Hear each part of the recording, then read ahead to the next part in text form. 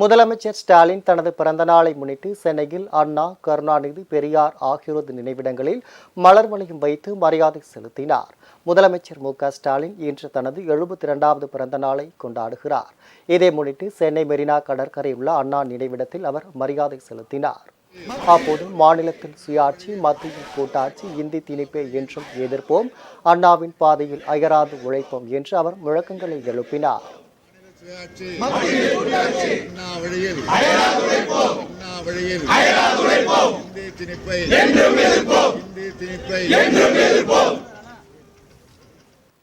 இதனைத் தொடர்ந்து கருணாநிதி நினைவிடத்தில் முதல்வர் மரியாதை செலுத்தினார். அப்போது துணை முதல்வர் உதயநிதி, அமைச்சர்கள் துரைமுருகன், பொன்முடி, நேரு, ஏவா வேலு, திண்டுக்கல் பெரியசாமி, அன்பில் மகேஷ், சேகர் பாபு, தாமு அன்பரசன், நாசர், நாடாளுமன்ற உறுப்பினர்கள் TR பாலு, ராசா, மேயர் பிரியா உள்ளிட்ட பலரும் உடனிருந்தனர். கருணாநிதி நினைவிடத்தில் மரியாதை செலுத்திய பிறகு அங்கு பணிபுரியும் ஊழியர்களுக்கு முதல்வர் ஸ்டாலின் பிறந்தநாள் பரிசு கொடுத்தார். அதனை பெற்றுக்கொண்ட ஊழியர்கள் முதல்வர் இன்னும் பல்லாண்டுகள் வாழ்ந்து நாட்டுக்கு சேவையாற்றிட வேண்டும் என வாழ்த்து கூறினார்கள். பின்னர் வேப்பேரியில் உள்ள பெரியார் திடலுக்கு சென்ற முதலமைச்சர் ஸ்டாலின் பெரியார் நினைவிடத்தில் மலர் வளையம் வைத்து மரியாதை செலுத்தினார். அப்போது திராவிடர் கழக தலைவர் வீரமணி முதல்வர் ஸ்டாலினுக்கு இனிப்பு ஊட்டி பிறந்தநாள் வாழ்த்து தெரிவித்தார்.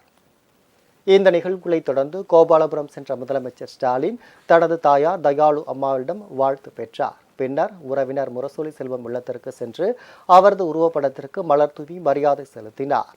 பின்னர் செய்தியாளர்களை சந்தித்த முதல்வர் ஸ்டாலின் மாநிலத்தில் சுயாட்சி வேண்டும், இந்தி திணிப்பை கைவிட வேண்டும், இருமொழி கொள்கையை தான் கொண்டு வர வேண்டும், இதுதான் நமது பிறந்தநாள் செய்தி என்று குறிப்பிட்டார்.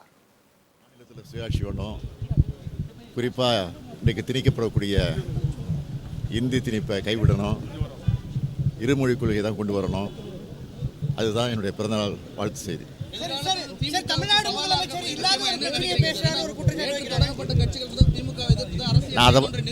நான் அதை பற்றிலாம் கவலைப்படலை. என்னுடைய கவலைகள் எல்லாம் நாட்டை பற்றி தான், மாநிலத்தை பற்றி தான், மாநிலத்துக்கு உரிமையை நம்ம பெற வேண்டும் என்பதை பற்றி தானே கவலைப்படலாம்.